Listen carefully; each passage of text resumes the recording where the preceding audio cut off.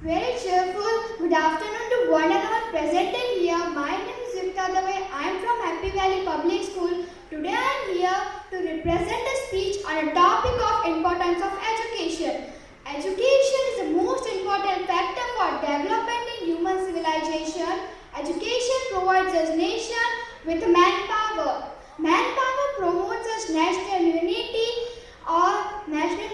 or a human awareness. Different countries need different type of manpower such as doctor, engineer, teacher, scientists, judges and other technical hand. If people are educated, they can understand their rights and duties. In the other hand, uplift the human society, they can capable to understand each other. If they can understand each other, they will be united. Thus, the education promotes the national unity. On the other hand, degree of awareness in the human society. Education plays a prime role in our society. If people are educated, they can understand what is right and what is wrong.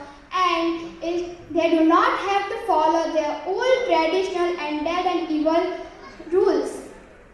So, education is the most powerful weapon to improve one's life. So lastly, I will concluding my speech by saying a very beautiful thought said by APJ Abdul Kalam: never stop studying because study is an investment that lies giving returns. Thank you so much.